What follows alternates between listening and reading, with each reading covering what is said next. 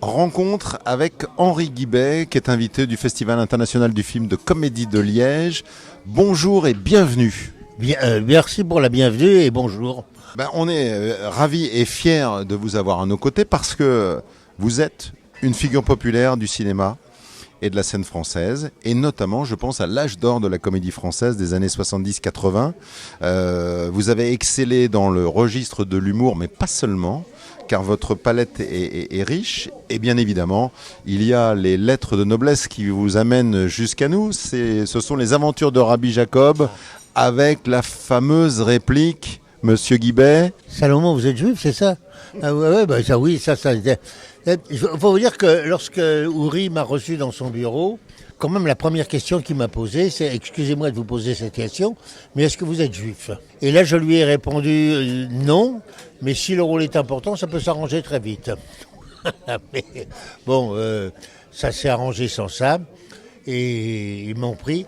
Et à vrai dire, je croyais que c'était pour un rôle de 2-3 jours, comme ça. Quand on m'a amené, quand j'ai été chercher le scénario, je suis rentré, en rentrant chez moi, je prenais le métro, et je regardais, je voyais mon nom à toutes les pages, je me dis, mais qu'est-ce que c'est que ce rôle? Il va falloir que je m'accroche. Et puis, voilà, c'était une rencontre avec un rôle, et une rencontre avec un grand acteur aussi. Et donc, j'ai vécu toute cette période un peu comme sur un nuage. Et c'est seulement après que j'ai pris conscience de tout ça. Mais j'en ai été ravi intérieurement, surtout de l'accueil du public. Et ça fait toujours partie de ces aventures que je me dis. Vous savez, un peu comme comment il s'appelait le cosmonaute qui a été sur la Lune. Armstrong, voilà. J'imagine souvent Armstrong le soir regardant la Lune et dire tiens, j'ai été là-haut, moi. Et mais c'est tout. Il n'en garde pas plus. Il dit j'étais là-haut, oui. Et voilà, bon bah. Et moi c'est un peu ça. Je me dis ben oui, j'ai fait ça. Et je l'ai fait sans douleur, sans appréhension. J'ai rencontré un homme charmant qui était de Funès, avec qui j'ai parlé de Sacha Guitry, des gens qu'il avait connus, avec qui j'ai parlé des roses, parce qu'il il adorait jardiner. Et puis voilà, ça a été un moment vécu. Et en fait, j'ai pris conscience de ce que j'avais fait au travers du regard des gens qui après m'ont dit « Mais vous avez tourné là-dedans ?» Eh oui, excusez-moi, j'ai marché sur ce sentier, mais j'ai pas mal aux pieds. Ça, c'est une bonne formule, Henri Guibet. Alors, La moutarde me monte au nez, on aura tout vu, la série des 7e compagnie. Je pense aussi à un film où je vous avais beaucoup aimé, Le Pion. Donc vous avez traversé tout ce pan de l'histoire de la comédie. Oui. Ah bah Le Pion, c'était... Oui, c'est Christian Gion qui m'avait proposé ce truc. C'était un personnage un peu romantique. J'ai beaucoup aimé faire ce genre de personnage. C'est un beau rôle, hein. Ah oui, c'est un beau rôle. C'était... Ça m'avait beaucoup plu de le faire. Et bon, parce que c'était un personnage qui avait aussi un sentiment intérieur. Et puis le petit bonhomme qui a un rêve, et bon, son rêve va finir par marcher, se réaliser. C'est toujours agréable parce que c'est un peu le fantasme de tous les gens, quoi, de tout individu. Et j'ai bien aimé ça. Et j'ai gardé un souvenir attendri de ce film. Et pourtant, bon, et c'est un film qui a, au départ, quand il est sorti à Paris, il a presque pas marché parce que on est sorti avec une grosse artillerie américaine à l'époque, genre Star Wars ou un truc comme ça, qui nous a bouffé toute la clientèle d'un coup. Alors il a marché sur la continuité, sur le temps. Sur la durée. Et le bouche à oreille aussi. Et le bouche à oreille. Alors, parce que beaucoup de gens m'en parlent. Oui, il a marqué les esprits. Voilà, c'est ça. Le personnage m'attendrait, parce que d'abord le pion, ça se passe dans une école et tout ça. Moi qui ai passé mon enfance à être le pire des mauvais élèves, j'étais un cancre patenté. J'aurais dû avoir le prix de cancre, je l'aurais eu tous les ans. J'ai été un très très très très mauvais élève. Si bien que, en fin d'année scolaire, on passait souvent devant un conseiller d'orientation professionnelle. Et alors, il m'avait dit, alors, qu'est-ce que tu veux faire après ? Ben, j'ai dit, j'aimerais bien être comédien. Et là, il y a eu un nuage vaseux dans l'œil de l'orientation professionnelle qui m'a dit, mais mon pauvre enfant, les gens de ton milieu ne peuvent pas aborder ce genre de métier. C'est réservé à une élite. Tu ne fais pas partie de l'élite. Ah bon? J'ai dit bien, bravo. Alors j'avais commencé à prendre des cours auprès d'un professeur. Et c'est seulement 3 jours après que mon instituteur est venu me voir, me dire, tu veux devenir acteur? Je dis oui, mais on m'a dit à l'orientation professionnelle que c'était pas pour moi. Et mon instituteur m'a dit, apprends mon garçon, qu'il ne faut surtout pas écouter le dernier imbécile qui parle. Alors ça, c'est pas mal en matière de formule. Alors justement, il y a une belle rencontre dans votre carrière, c'est avec André Pousse qui vous a donné un conseil. Si tu es bon dans un navet, c'est pas grave, on te remarquera quand même. Ce qu'il faut, c'est éviter d'être mauvais dans un bon film. Oui. Pousse avait des tas de formules comme ça. Mais c'est un peu vrai, c'est un peu faux, parce que les mauvais films sont repassés je ne sais combien de fois dans les télévisions et tout ça. Mais c'est vrai que quand je voyais, parce que j'ai beaucoup tourné avec Galabru, qui faisait aussi partie de ces distributions, quand je le voyais apparaître à l'écran, c'est vrai que le film devenait bon.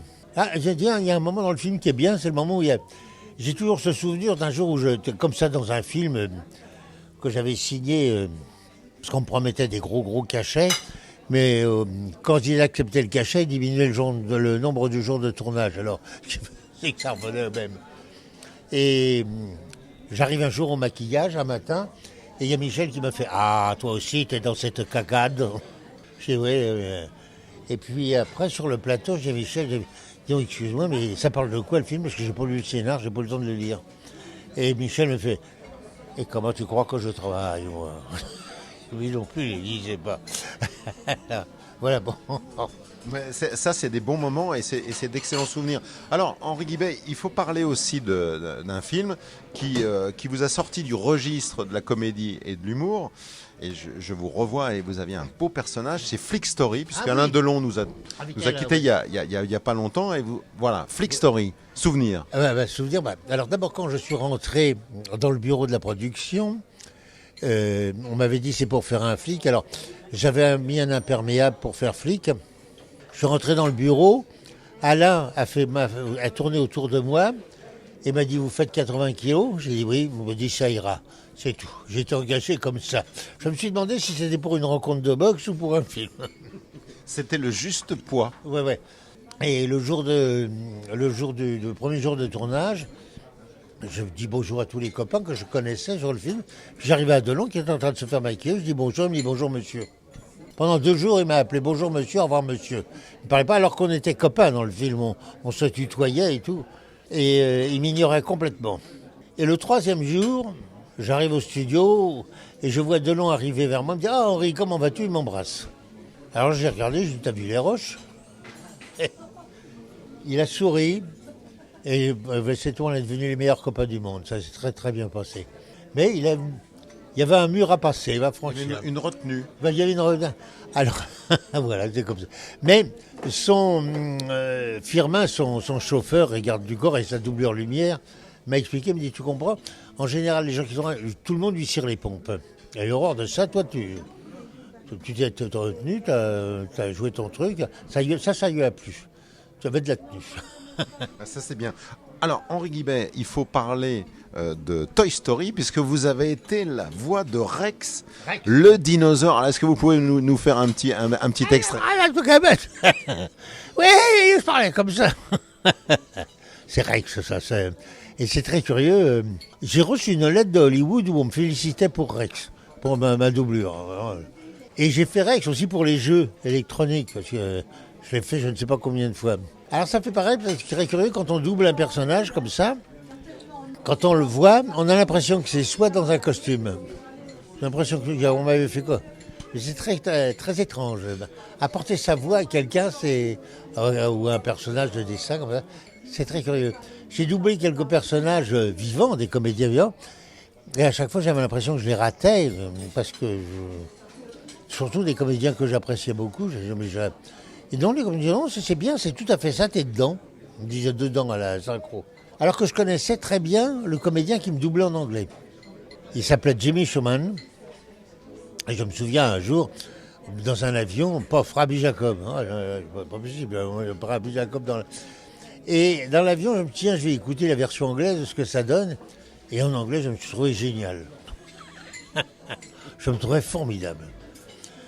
Et Jimmy Kimmel, je le connaissais, bon, c'est un Américain ou un Anglais, je sais pas, il est mort le pauvre maintenant. Et j'ai dit, tu sais qu'en anglais, je suis un très bon acteur. C'est l'art de la boutade, c'est important. Alors vous avez transmis le flambeau à votre fils qui est comédien. Alors lui, il est comédien et lui, il parle très très bien l'anglais. Il joue chez les Anglais et les Américains.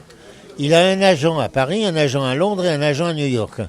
Il joue, entre autres, dans Emily in Paris. Et l'autre fois, il est allé à New York, tout le monde lui demandait des autographes à New York. Il dit, tu ne peux pas le savoir. Je vais sur les Champs-Élysées, on ne me reconnaît pas. À New York, je suis quelqu'un qu'on reconnaît. Il se débrouille très très bien. Alors non seulement il joue bien, c'est un bon comédien, mais en plus de ça, il le fait en anglais et tout, et il assure comme une bête. Je suis très très fier de lui. On dit toujours, en fait, dans la vie, le fils doit toujours être meilleur que son père, parce que sans ça, il n'y aurait pas eu d'évolution, on serait toujours à l'âge de pierre. Il a bien fallu que les fils aillent au-dessus du père. Et lui, il l'a fait, il a réussi ce temps. Et il le fait très très bien, il est remarquable. Et voilà, j'ai un fils dont je suis très fier. Vous pouvez l'être. Et enfin, ce sera ma dernière question, Henri Guibet. Liège, est-ce que vous connaissez Liège? Qu'est-ce que la Belgique? Quel est votre sentiment sur ce festival qui vous honore et qui vous accueille? D'abord, sur le festival, je suis très fier. Très très fier. Quant à la Belgique, à Liège, j'ai joué souvent au théâtre, dans des tournées théâtrales. La Belgique aussi, Bruxelles, tout ça. J'ai tourné même à Bruxelles un téléfilm bruxellois. Alors, je veux dire, la Belgique, pour un Français, c'est formidable, parce qu'on a l'impression d'être à l'étranger et de très bien comprendre la langue. Alors, c'est très agréable. Je retiens la formule que je partage. C'est exactement ce que je ressens moi aussi. Merci beaucoup Henri Guibet pour cette belle conclusion. Merci à vous. Merci. Et bonne rencontre et bienvenue à Liège. Ok, écoutez, alors bien le bonjour aux Liégeois. Et sachez que, vu votre accueil, j'apprécie encore davantage et les Liégeois et sa bière.